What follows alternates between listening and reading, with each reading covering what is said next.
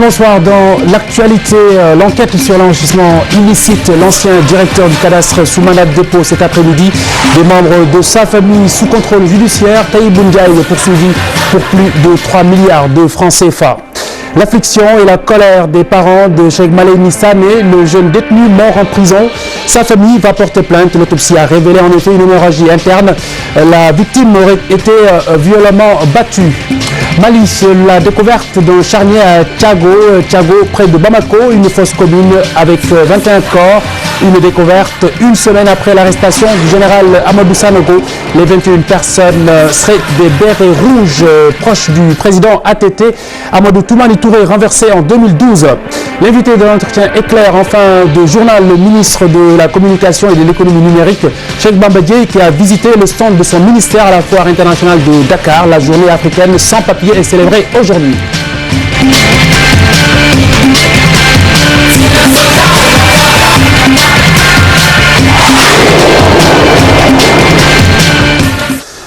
Taïb Ndiaye en prison. L'ancien directeur du cadastre a été placé sous mandat de dépôt cet après-midi au sortir des bureaux du procureur spécial près de la cour de répression de l'enrichissement illicite.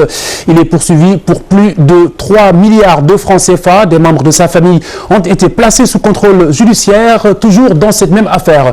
Voici l'avocat de la famille au micro TFM de Dissa Prera.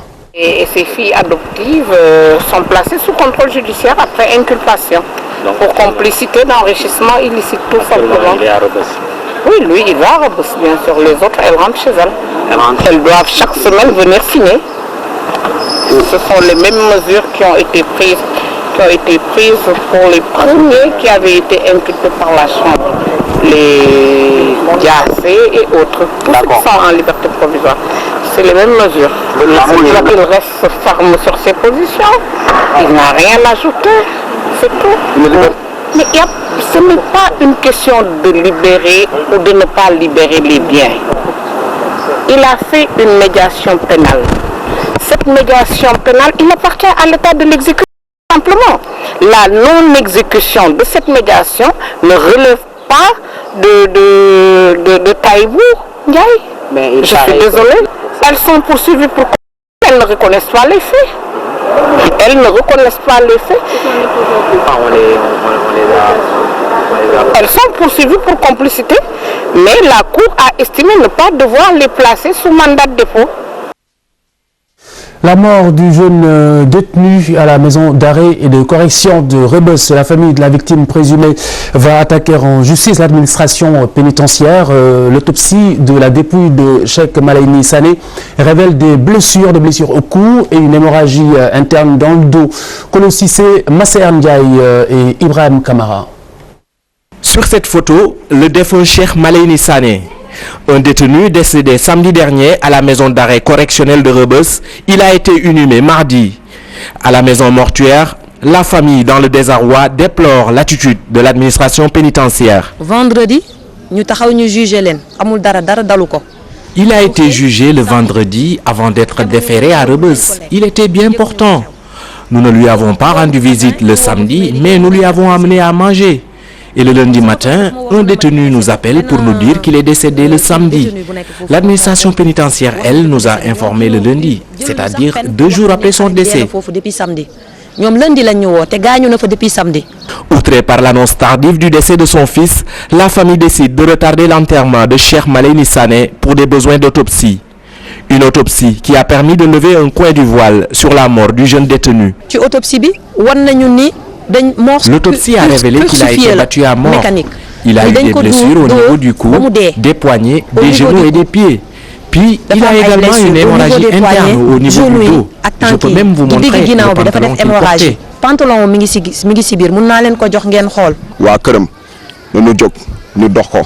Je demande à sa famille de ne pas laisser passer cette affaire. Ce n'est pas normal de battre quelqu'un à mort. Joint au téléphone, le chargé de communication de l'administration pénitentiaire déclare que celle-ci n'est mêlée ni de près ni de loin à cette affaire. La famille Sané, quant à elle, envisage de déposer une plainte auprès du procureur. Elle n'exclut pas également de saisir les organismes de défense des droits de l'homme. Cette ligne de crédit de l'Italie en faveur de Sénégalais sur place, 300 millions de francs CFA. Une convention a été signée aujourd'hui dans ce sens et dans le cadre de la coopération bilatérale entre l'Italie et le Sénégal. Un programme est en place pour l'accompagnement des bénéficiaires. Ça traduit la volonté du chef de l'État de faire en sorte que tous les Sénégalais de la diaspora, du Sénégal de l'extérieur et les Sénégalaises puissent disposer de fonds qui vont les aider à se préparer pour les activités économiques qu'elles font ou bien de rentrer dans le pays.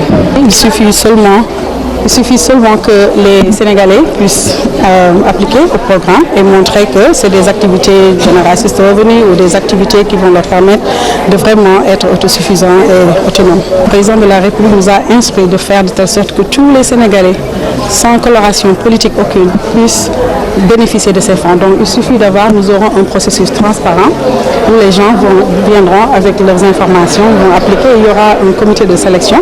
On va les appeler, ils auront leur chèque. Le sommet de la francophonie au Sénégal, la salle de conférence en construction à l'heure actuelle à Diamniadio, sera livrée au mois d'août prochain. Des commissions sont déjà sur pied et puis le comité de pilotage et la délégation générale ont fait le point ce matin devant les journalistes. Voici le ministre de la Culture et du Patrimoine.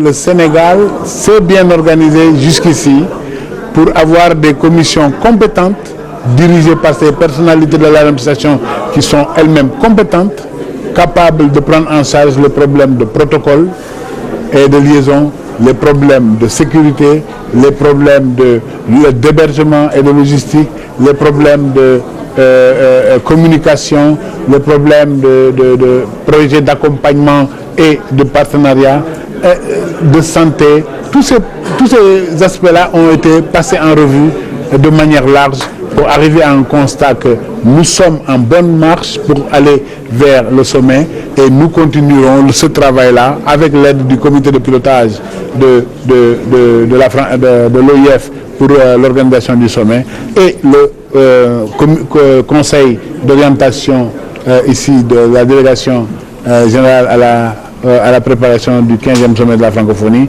que j'ai l'honneur de diriger. Une trentaine de maîtres nageurs vient d'être formés aux différentes techniques de sauvetage en mer. La plage de Ngor a accueilli la session, un pas de plus dans la lutte contre les noyades. L'institution britannique Royal National Lifeboat a rendu possible cette initiative. Le reportage de Atanarba et Fatou Kinedem. Leur mission, mieux assurer la protection des baigneurs pour éviter les noyades.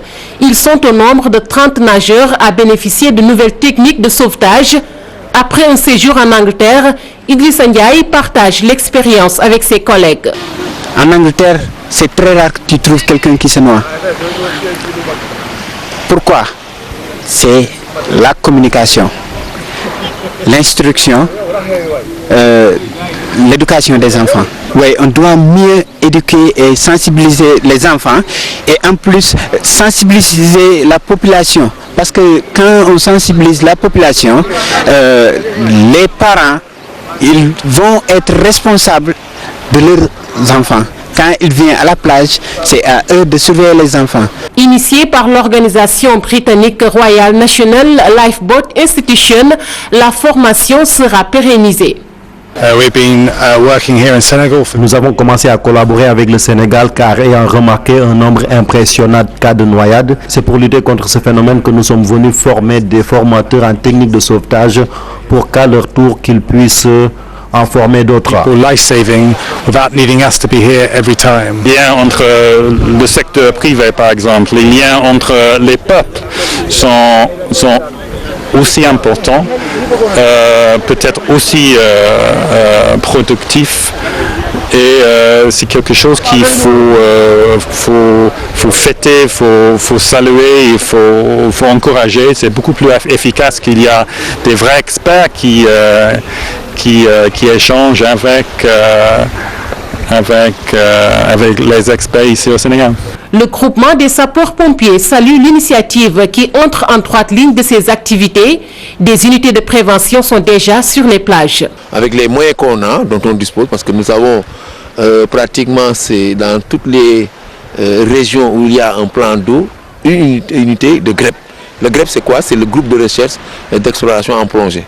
Voilà, et des gens équipés qui ont leur sac et tout, les Zodiac et tout.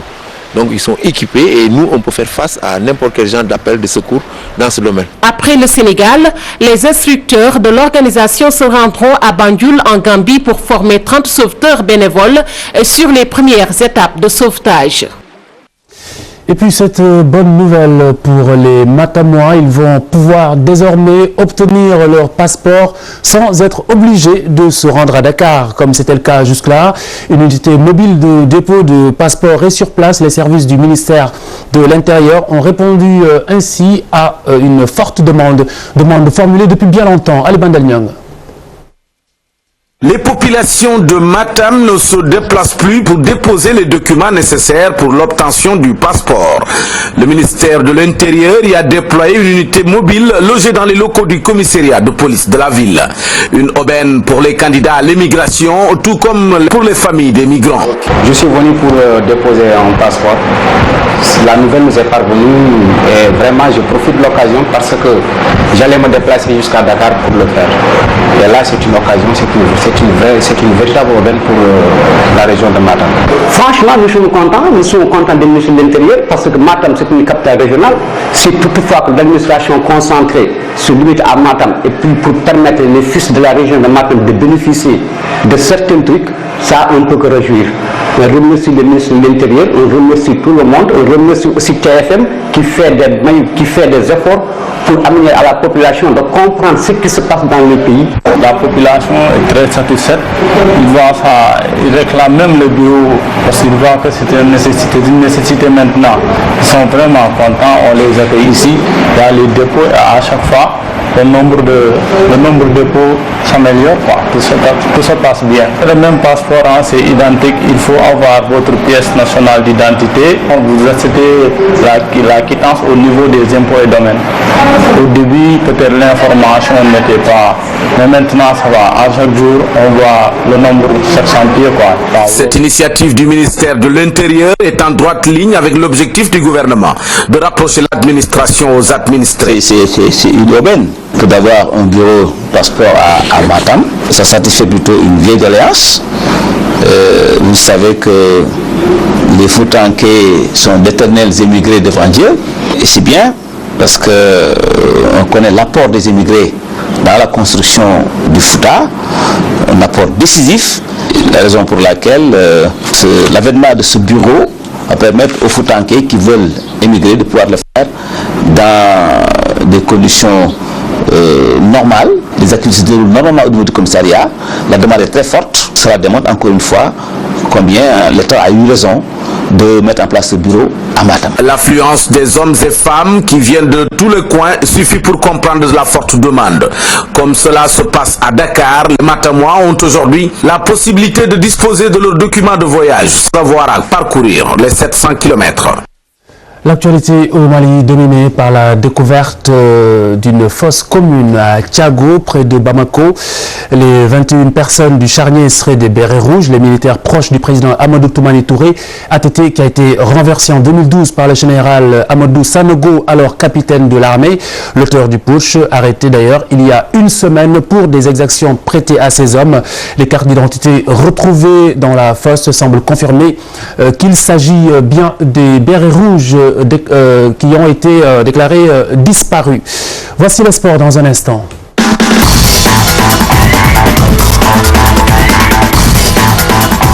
Manfatou Ndoye, bonsoir. Bonsoir Khalifa.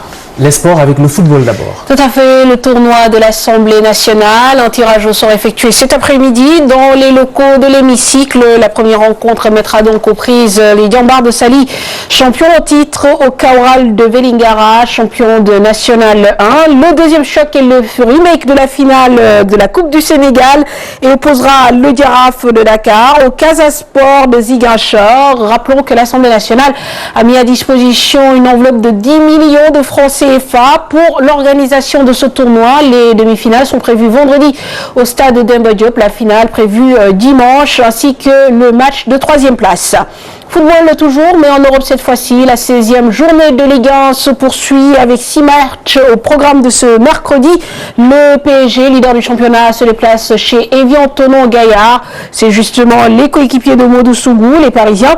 Rappelons-le, premier au classement, deuxième position, Lille d'Idrissa Ganagué et de Pape Ndiaye Souaré qui s'est imposé hier devant Marseille sur le score de 2-0. Les Monégasques sont troisième donc dans le tableau après leur large victoire devant Nice, 3-0. Nantes de Papa Djilabodi a battu hier Valence de Saloussi sur le score de 2-1. On parle de football en Angleterre cette fois-ci avec la 14e journée de Première Ligue qui se joue actuellement. Le leader Arsenal reçoit Hull City, Chelsea se déplace à Sunderland, Manchester United accueille Everton et City se rend à West Brom Albion. Nous parlons de cette douloureuse perte connue par le monde sportif sénégalais. Le doyen Mbaye inhumé hier à 11h30 au cimetière de Médina Marial de Sor, l'initiateur du tournoi international de judo de Saint-Louis, accompagné bien sûr par une marée humaine à sa dernière demeure. Reportage Chertidiane John, image Aline Diagne. La grande mosquée de Sor a refusé du monde à l'occasion de la levée du corps.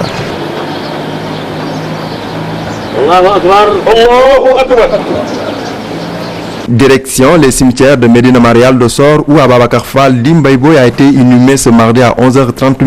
Les témoignages sont unanimes. La ville de Saint-Louis, les sportifs, le Sénégal a perdu un homme dévoué et généreux.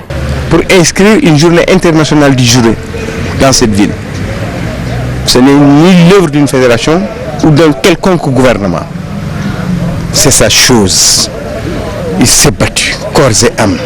Il a défriché tout ce qu'il y avait devant lui. Et il l'a implanté. Il nous laisse un trésor. C'est fini. Je l'ai connu à travers Mortar Ndiouk, un ami à moi, un judoka, donc il me l'a présenté. Et depuis, c'est un monsieur que je respecte beaucoup, c'est un monsieur qui a beaucoup fait pour la jeunesse sénégalaise, qui a vraiment développé beaucoup de caractère chez les jeunes à travers le sport. Baïndo était l'initiateur du tournoi international de judo de Saint-Louis. Au moment de le quitter, il m'a dit: Jules, quelle que soit ma maladie, le degré de ma maladie, faites tout pour que le tournoi ait lieu. Et je pense que tous ceux qui aidaient pour la réalisation de ce tournoi-là doivent tout faire pour que le tournoi ne meure pas avec Mbaye. Nous, de notre côté, on essaiera autant que faire se peut d'aider ce communiqué s'ils le souhaitent pour que vraiment le tournoi international de judo de la ville de Saint-Louis puisse survivre à son fondateur. Ce tournoi a été prévu les 2 et 3 mars prochains. Les sportifs sénégalais ont le défi de pérenniser l'œuvre de Mbaye à Ababakar Fall. Le témoignage reste donc qui perd, un sportif dévoué. Écoutons justement d'autres réactions, toujours au micro de Chertidiane John. Mbaye, c'est quelqu'un qui est très bon. Il est bon, il a un cœur ouvert et aujourd'hui le Sénégal a perdu un grand homme. Babakar Fall Dimbaïboy, qui véritablement était pour moi un ami et un frère dans toute la réalité du terme. Un ami toujours présent dans les bons moments comme dans les moments difficiles. Un ami d'une unité à toute épreuve et d'une très grande générosité. Au-delà de ma modeste personne, c'est toute la ville de Saint-Louis qui perd en Mbaye un citoyen accompli. Certes, le monde sportif est endeuillé, mais le monde politique aussi est endeuillé et le Parti socialiste aujourd'hui a très mal parce que l'homme qui est parti, comme je l'ai déjà dit, c'était un homme de conviction, de générosité, d'ouverture et d'engagement. Et que la terre de Saint-Louis lui soit légère et que le bon Dieu lui pardonne tous ses péchés. Voilà, que la terre de Saint-Louis lui soit légère. Encore nos condoléances à sa famille. Voilà, pour boucler cette page sport, Khalifa Diakhaté. Merci, nous parlons de la 22e édition de la foire internationale de Dakar, la FIDAK. Les responsables du Centre international du commerce extérieur du Sénégal, CICES, profitent de l'affluence pour mener d'autres activités à côté du commerce et de la fête. Un stand est consacré au CICES, au dépistage du cancer du col de l'utérus. Les visiteurs peuvent également assister à des conférences. Mohamed Dieng et Nafissatou Silla. Lutte contre le cancer du col de l'utérus ou encore lutte contre le tabagisme. La foire est aussi une large tribune pour sensibiliser un grand nombre de visiteurs, particulièrement les femmes. Porter le plaidoyer le plus loin possible. La deuxième chose, c'est de sensibiliser les populations. La troisième chose, c'est de discriminer les différentes personnes qui n'ont pas de ressources et leur offrir un dépistage gratuit. Dépister autant de femmes, c'est l'objectif de la LISTAB et l'ONG Prévenir durant toute la foire. Plus de 300 femmes sont ciblées par ce projet. J'ai animé le stand hier. J'ai reçu 4 ou 5 groupes de visiteurs. Et j'ai laissé le stand à nos collaborateurs qui y ont travaillé jusqu'à 23h, m'a-t-on dit hier. Ils étaient là. Toute la journée, ils ont continué ces activités.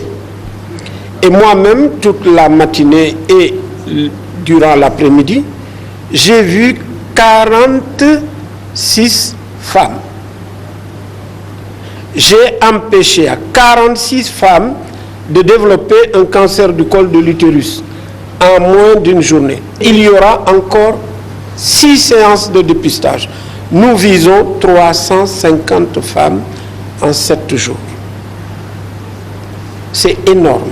Pour le professeur Abdul Aziz Kassé, c'est une action à pérenniser dans des événements pareils, mais le plus important à ses yeux consiste à implanter des centres de dépistage fixes. Je crois beaucoup plus en des centres de dépistage pérennes, fixes sur les lieux. Parce que les fêtes foraines, c'est bien pour la sensibilisation. Mais si on veut faire une action de santé publique, il faut qu'il y ait quelque chose de pérenne, de durable. Donc, il faut des centres de dépistage. Nous en avons installé à Yembel. Nous en avons installé à Tambacounda. Nous en avons installé à Touba. Et nous en avons installé à Mbour. Nous cherchons à en installer à Matam et plus tard en Casamance, si nous en avons les moyens, et à Rebus. C'est avec le concours du CICES que cette opération a pu se réaliser. Il a mis à la disposition de l'ONG un stand et un personnel médical. Des médecins volontaires se sont aussi joints à l'événement. La clinique des Mamelles a aussi mis à leur disposition tout le matériel nécessaire. L'invité de l'entretien éclair de ce journal, le ministre de la Communication et de l'économie numérique, Cheikh Bamba Dièye, bonsoir. Bonsoir. Alors aujourd'hui, à la journée de votre département à la FIDAC, vous avez visité votre stand, le stand consacré à votre ministère. Mais d'abord, votre sentiment sur cette édition de la foire? D'abord, c'est une très grande satisfaction parce que c'est comme si la foire renaissait en même temps. Et nous avons vu pas mal d'initiatives venues de l'étranger venir bonifier cela.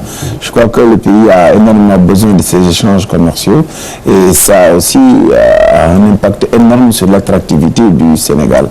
Et de ce point de vue-là, je crois que c'est un rendez-vous majeur pour lequel il faut qu'on s'y prépare encore plus chaque année pour en faire un rendez-vous incontournable par rapport à ce que l'Afrique aujourd'hui a comme potentiel et que le Sénégal, sous l'ère Macky Sall, voudrait véritablement se positionner comme étant aussi bien du point de vue commercial que du point de vue de l'activité économique en général. Très bien. Alors la coïncidence avec la journée africaine des technologies de l'information et de la communication, la journée sans papier. Alors on ne parle pas de personnes en situation régulière, mais au sens propre, la journée sans papier. Et quel est le sens justement de cette journée?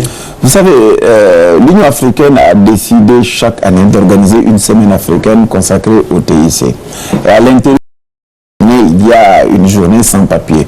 Sans papier pour donner plus de contenu, de visibilité au développement du numérique, de la télécommunication, de l'Internet, de l'usage commun que nous faisons des outils. Et aussi bien au niveau de l'administration publique que de l'administration privée, que l'avènement du numérique amène beaucoup de potentialités et beaucoup d'ouverture.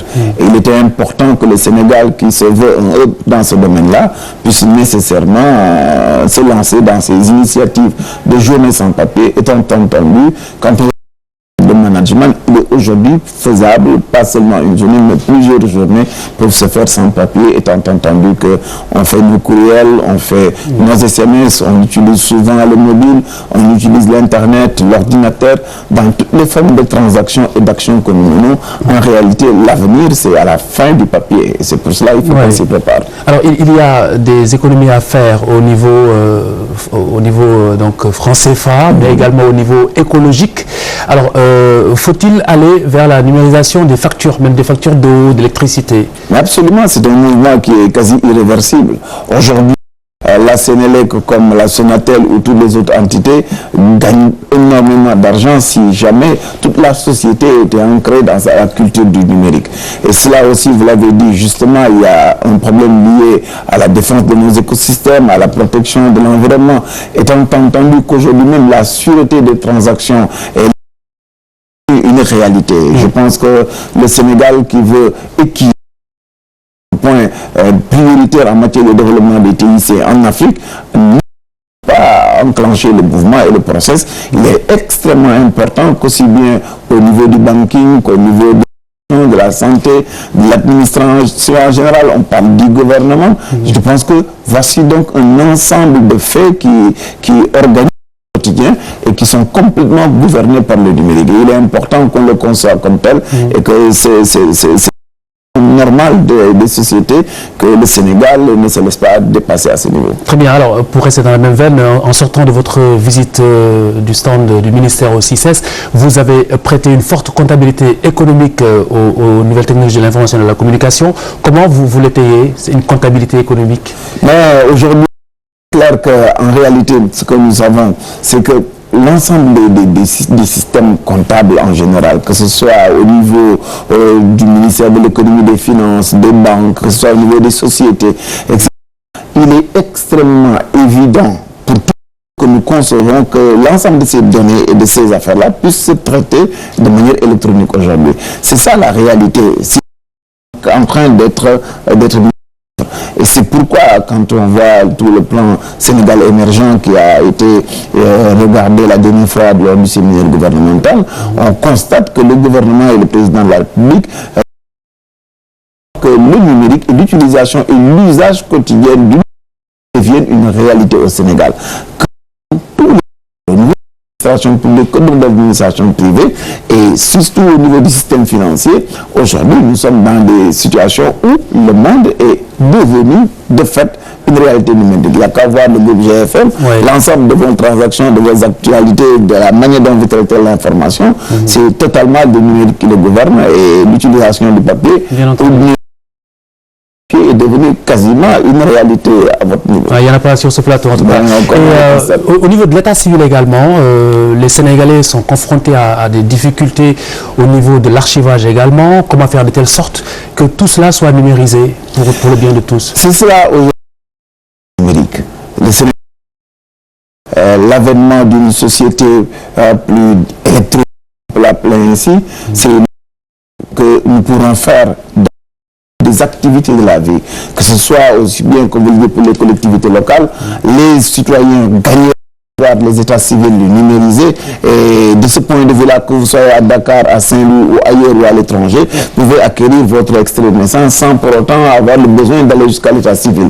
En d'autres termes, que ce soit la perspective que nous avons, c'est de travers l'idée de ville numérique dédiée, ancrée autour de territoires et de ancré autour des centres de recherche universitaires que nous avons. Et autour de chaque pôle universitaire, nous allons faire en sorte que, au niveau de l'université, en corrélation avec local, l'administration déconcentrée et décentralisée, que nous puissions avoir une au niveau des plateformes, où les questions de santé, les questions d'éducation, parce que dans la semaine africaine des TIC, nous avons organisé l'aménagement c'est dire donc que c'est une mutation majeure. Tous les peuples, tous les pays qui se sont développés et qui sur les autres l'ont été parce qu'ils ont très tôt pris en charge ce phénomène-là et qu'ils ont accéléré le processus de numérisation et d'automatisation de l'ensemble de leur process. Le Sénégal pourra gagner énormément, comme nous le savons tous. La part des TIC dans le développement économique et dans la croissance dans nos pays est extrêmement intéressante. Dans la protection de l'environnement. Mais absolument. Aujourd'hui, en tout lieu et en toutes circonstances, il est même possible d'ester en justice lorsque nous procédons à la numérisation de l'ensemble du système judiciaire. C'est dire donc que rien dans ce qui intéresse l'activité humaine aujourd'hui n'échappe au contrôle du numérique. Alors, c'est pourquoi nous avons pensé utiliser la Semaine africaine de TIC pour renforcer le dispositif de participation et élargir l'espace et que tout le monde puisse savoir que notre aujourd'hui, c'est un aujourd'hui numérique et demain absolument le sera totalement. Alors, question d'actualité, cette initiative de Presse Afrique qui consistait à réunir les éditeurs de presse en ligne pour parler de la régulation. Comment est-ce que le gouvernement entend mettre de l'ordre un peu sur la toile au niveau de l'information en ligne? Vous savez, là aussi le numérique, c'est de nouvelles zones d'activité. Il faudrait évoluer au niveau de la régulation, évoluer au niveau de l'organisation, puisque même du niveau de la presse, on voit la presse en ligne aujourd'hui. Et c'est ce besoin-là qui nécessite certainement une organisation. Quand on parle du développement du numérique, on a le sentiment que ça va le développement économique, ça va nous amener beaucoup d'activités, beaucoup de croissance, mais ça pose aussi un ensemble de problèmes. Le respect des données personnelles, de l'identité de l'individu, l'intégrité, les transactions électroniques qui vont faire, comment les sécuriser. Cet ensemble de dispositifs-là, à l'aune de la presse en ligne, pose le problème de liberté individuelle et surtout de la de l'individu. Et je pense que de ce point de vue-là, la régulation n'a de sens que si elle accompagne la marche des sociétés. Non, les sociétés humaines ont le monde de la presse évolue et de la même manière, il faut nécessairement que les bons systèmes de régulation puissent s'adapter à cette nouvelle donne. Est-ce que votre département concrètement va répondre à la main tendue de cette association des éditeurs? Mais absolument, je crois que nous ne pouvons pas les écouter, nous ne pouvons pas ne pas travailler avec eux. Et depuis que je suis arrivé à la tête de ce département-là, nous avons toujours montré disponibilité pour ensemble avec les acteurs du secteur de la communication regarder comment améliorer et l'aide et l'appui que l'État doit apporter en termes d'organisation.